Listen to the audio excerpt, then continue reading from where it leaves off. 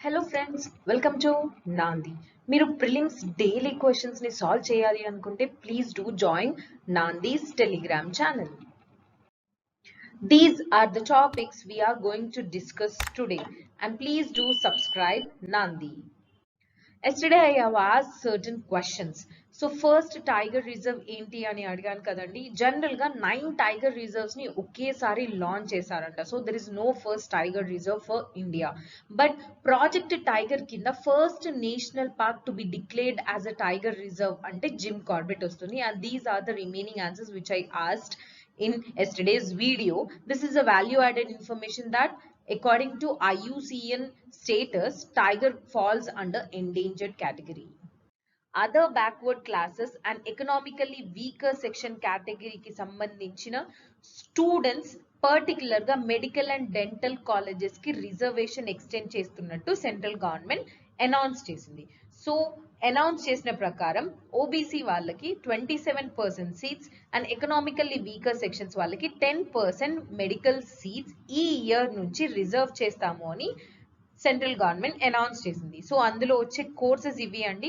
And 2 important facts you have to remember. Fact number 1, this reservation is provided only for central list OBCs category people. State లో OBCs ఉన్న వాళ్ళు central list కి వస్తే OBC ఉండకపోవచ్చు. So central list maintain చేసే OBC category వాళ్ళకి మాత్రమే reservation provide చేస్తారు. And fact number 2, this is not extended to state medical and dental colleges. అంటే central medical and dental colleges కి మాత్రమే ఈ రిజర్వేషన్, స్టేట్ లో ఉన్న మెడికల్ అండ్ డెంటల్ కాలేజెస్ కి కాదు. సో ఈ రిజర్వేషన్ హిస్టరీకి వస్తే ఒక స్టేట్ లో ఉన్న స్టూడెంట్స్ మెరిట్ బేస్డ్ ఆపర్చునిటీస్ ద్వారా వేరే స్టేట్స్ లో ఉన్న మంచి మంచి కాలేజెస్ లో చదివే అవకాశాలు రావాలి అని చెప్పేసి సెంట్రల్ గవర్నమెంట్ 1986 లో ఆల్ ఇండియా కోటా అని చెప్పి ఒక స్కీమ్ అనౌన్స్ చేసింది under the supervision of supreme court. ఈ ఆల్ ఇండియా కోటా కింద ఏవైతే medical and dental colleges seats ఉంటాయో అందులో 15% under graduation and 50% post graduation seats ఈ ఆల్ ఇండియా కోటాలో రిజర్వ్ చేయాలి. And particularly in central government medical colleges. అప్పుడు సబ్ కేటగరైజేషన్ లేదు, అంటే ఎస్సీ ఎస్టీ బీసీ అలా ఏమీ లేదు ఇనిషియేషన్ చేసినప్పుడు. కానీ 2007 లో మళ్ళీ సుప్రీం కోర్టే ఇంట్రడ్యూస్ చేస్తుంది. Schedule caste and schedule tribes వాళ్ళకి 15% అండ్ 7.5% ఈ కోటా కింద రిజర్వేషన్ ప్రొవైడ్ చేయాలి సీట్స్ లో అని చెప్పేసి. సో దీన్ని ఏ స్కీమ్ ప్రకారం ఇంప్లిమెంట్ చేస్తున్నారు? This is act law, central educational institutions reservation in admission act ప్రకారం దీన్ని ఇంప్లిమెంట్ చేస్తున్నారు.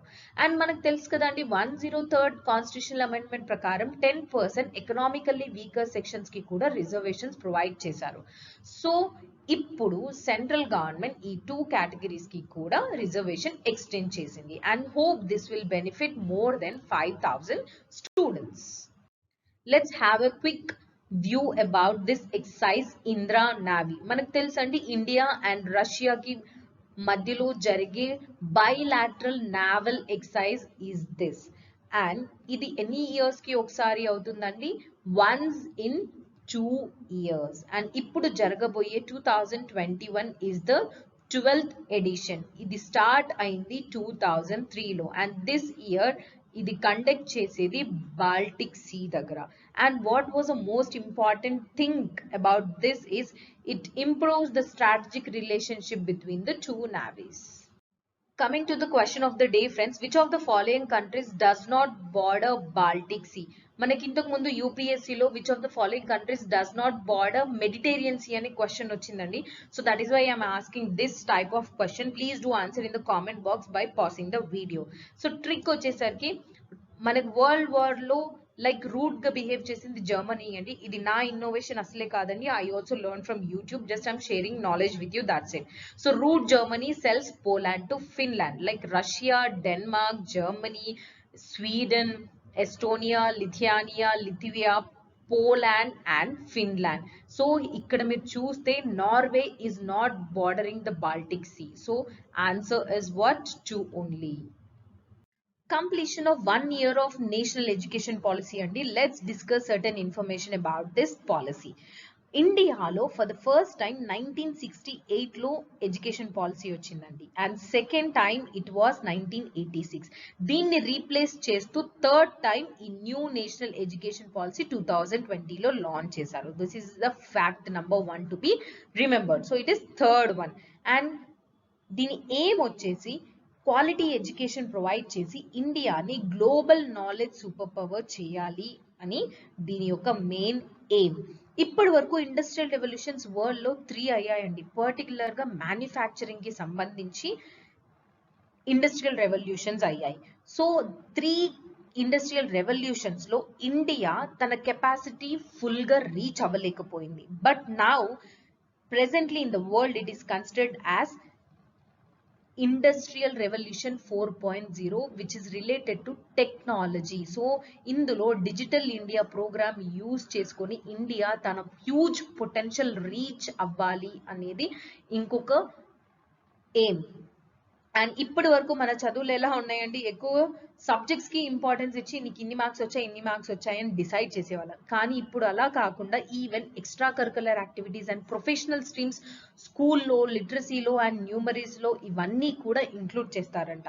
అండ్ 5th క్లాస్ వరకు ఇట్ ఈస్ కంపల్సరీ అండి. This is fact to be remembered. Mother tongue or regional language లో వాళ్ళకి teaching provide చేయాలి. And not only English, వాళ్ళకి mother language లో కూడా అర్థం అయ్యేలాగా చేయాలి. సో దాట్ మన మదర్ లాంగ్వేజ్ ని ఎక్కువ నేర్చుకుంటే ఫారెన్ లాంగ్వేజ్ ని ఈజీగా నేర్చుకునే అవకాశాలు ఉంటాయి అని చెప్పేసి. And even progress card only అకాడమీలో ఎన్ని మార్క్స్ వచ్చాయి, సబ్జెక్ట్ లో ఎన్ని మార్క్స్ వచ్చాయి అన్న దానిపైన డిసైడ్ చేయరంట. It will be like a all round development of a student. ఇంతకీ న్యూ నేషనల్ ఎడ్యుకేషన్ పాలసీ తయారు చేసింది ఎవరండి? It was former ISRO chief Kasturi Rangan గారు.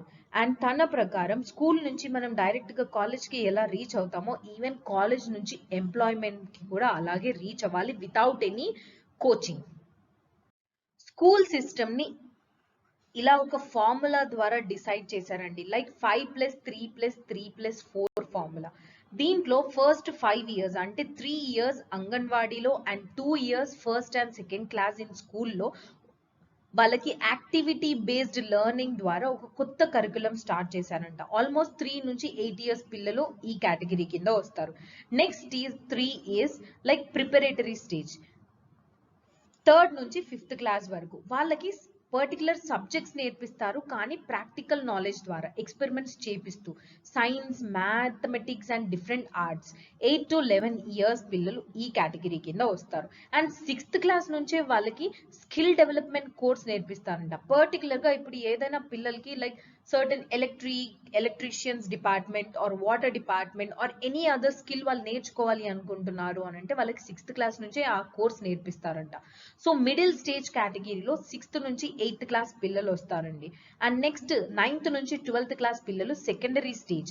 ఇది 2 phases లో ఉంటుంది. ఒకటేమో subjects of intense study and freedom to choose the subjects. మనకి జనరల్ గా 10th వరకు మన స్కూల్ వాళ్ళు ఏ సబ్జెక్ట్స్ ప్రొవైడ్ చేస్తే అవే మనం అందరం కామన్ గా చదువుకుంటాం. 11th లో ఆర్ ఇంటర్మీడియట్ లో మనకి సబ్జెక్ట్ చూసుకునే అవకాశం ఉంటుంది, ఎంపీసీయా సిఈసీయా ఏదైనా అని చెప్పేసి.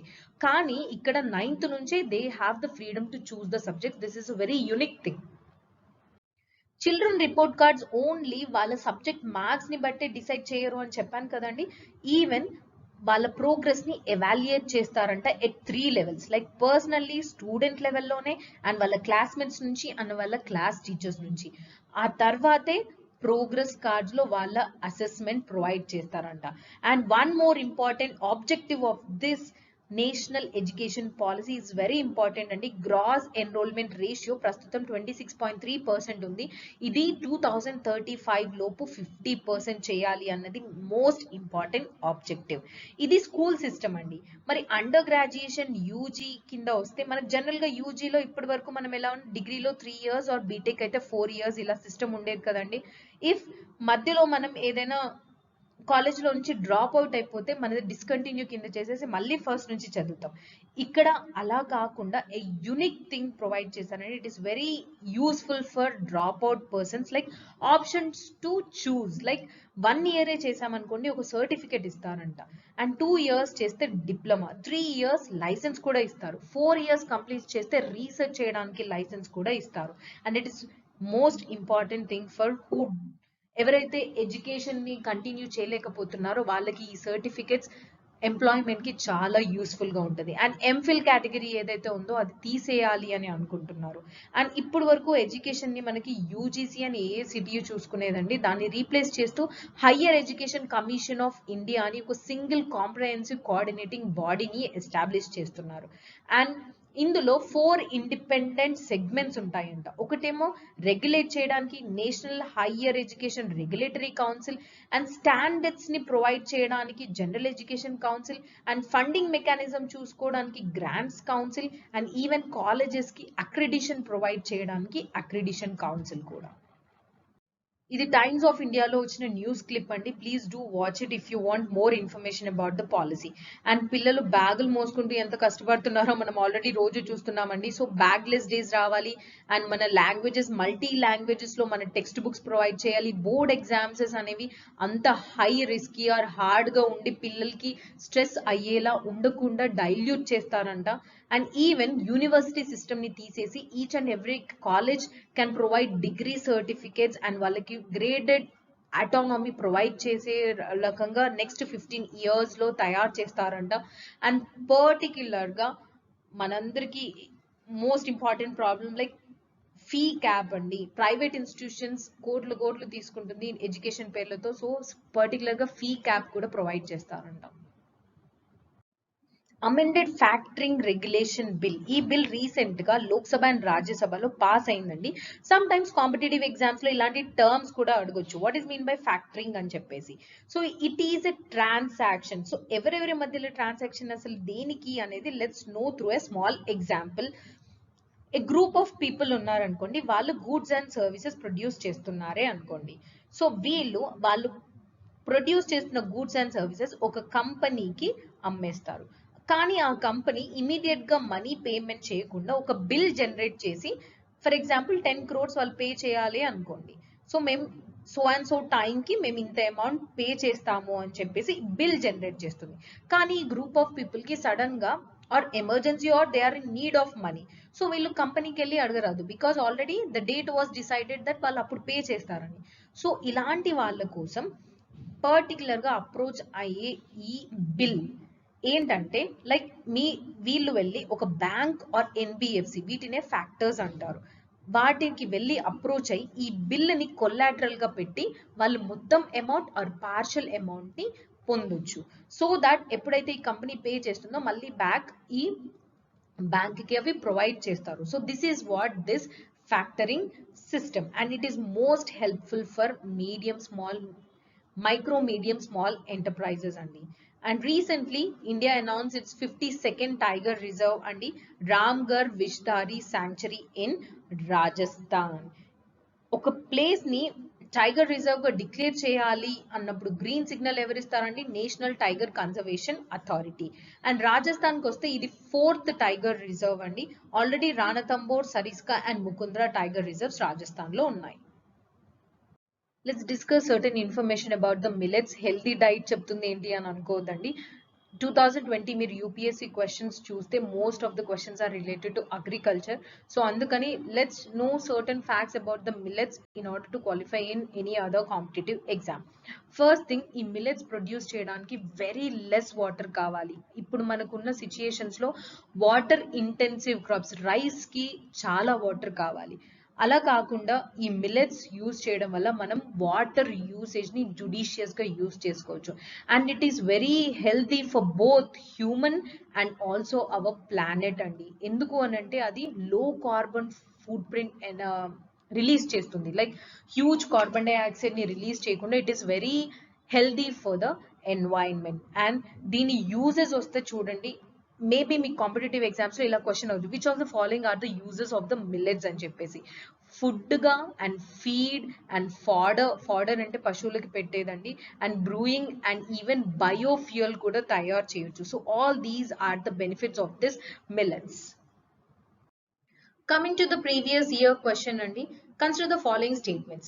Weightage of food in consumer price index is higher than wholesale price index. And it is true, Andy. You can search for this consumer price index basket lo emuntai, wholesale price index basket lo emuntai ani.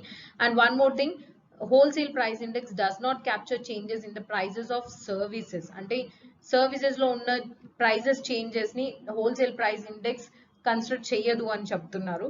And next thing, if you are have any doubt about this, leave it. First the correct అని మనకు తెలుసు. So two options are there here. So third option, like Reserve Bank of India has now adopted wholesale price index as its key measure of inflation. No, Andy, CPI, consumer price index, is used to measure the inflation. So third anedi wrong. So manaku already first correct and telusu, and second gurinchi we do not have clarity, third is wrong. So the only remaining option is 1 and 2.